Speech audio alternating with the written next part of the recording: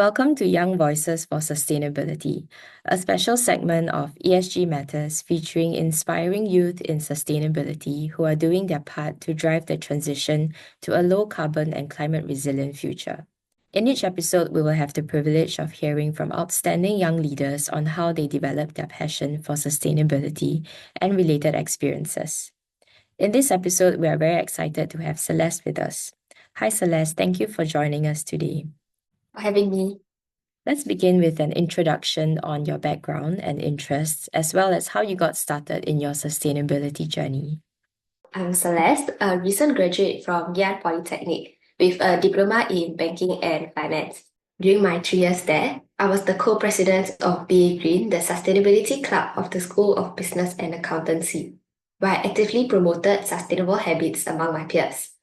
I've also participated in the NEA Youth for Environmental Sustainability Leaders Program and the 2023 Polytechnic Forum, whose theme was coincidentally on sustainability too. I've always loved traveling, especially to nature-related spots like Mount Kinabalu and the Bat Caves in Langkawi, and I find it pretty mind-blowing and amazing that these places form naturally. One of my biggest dreams used to be visiting the Great Barrier Reef to see its incredible corals and rich marine life. But when I learned how much of it has been damaged due to bleaching and climate change, it really made me realize that if we don't take action, more of these natural wonders could disappear. And that was a turning point for me, making me understand how important it is to protect our environment. I also understand you ran a project called XTRA Vintage with your team members under the NEA Yes Leaders program. Can you share more about your project, what inspired it, and your experience as an NEA Yes leader? Through the Yes program, my team and I launched XTRA Vintage to tackle Singapore's growing textile waste problem.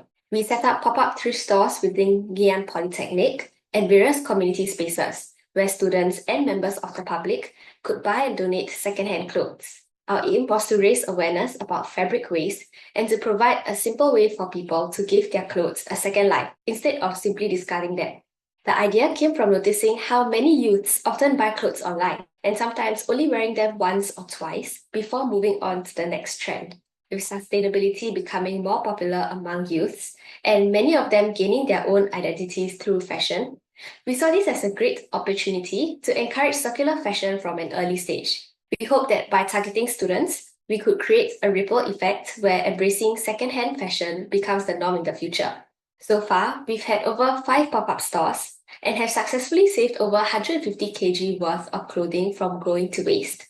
Being part of the NEA Yes Leaders program was an incredible experience for me, as it gave me the opportunity to work with like-minded individuals, gain hands-on experience in running sustainability initiatives, and to also see firsthand how our small actions can make a tangible impact.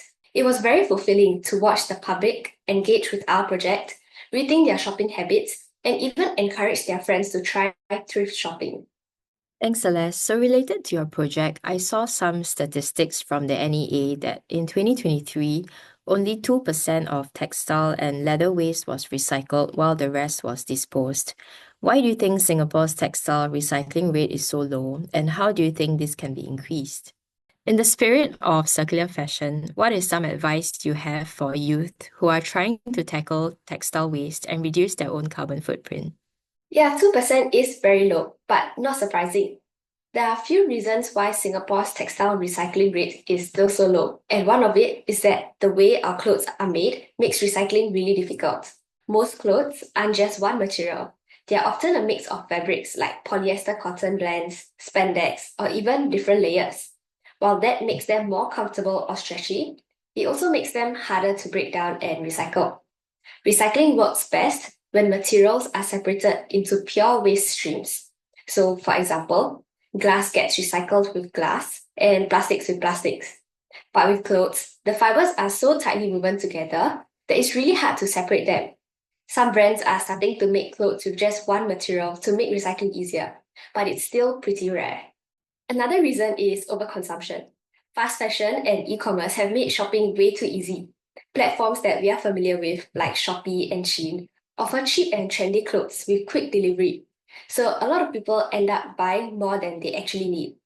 Fashion has shifted from being about essentials to being about wants and catching up with trends. and because prices are so low, it's easy to treat clothes as disposable. People might wear something just once or twice before moving on to the next trend. One of the easiest steps you can do to prevent this is to always pause before making a purchase and to ask ourselves, do I need this, or am I just buying it because it's trendy or cheap? Or will I wear it more than a few times? And to also ask, can I mix and match it with clothes that I already have? For those who can afford it, choosing better quality and sustainably made clothing is a great way to make fashion last longer. But even if you're on a budget, just being mindful about what you buy and buying less overall makes a big difference. We can also change our habits to make recycling the default instead of throwing clothes away. I always tell my friends that if they have clothes that they don't wear anymore, they can donate them to thrift stores or community collection points, sell or swap them online on online resale platforms, or drop them off at textile recycling bins around Singapore. Even if the clothes aren't in perfect condition, they can at least still be repurposed into things like rags or insulation materials instead of going straight into the incinerator. Some advice I have for youth would be to start small because every little habit adds up. Before buying something new, I suggest asking yourself if you really need it or if you're just caught up in a trend. And if you do buy, go for quality so that your clothes last longer. Once you're done with it, don't just toss it away. You can choose to donate, swap, or recycle it instead. I always believe that sustainable fashion isn't about being perfect. It's about making better choices where we can.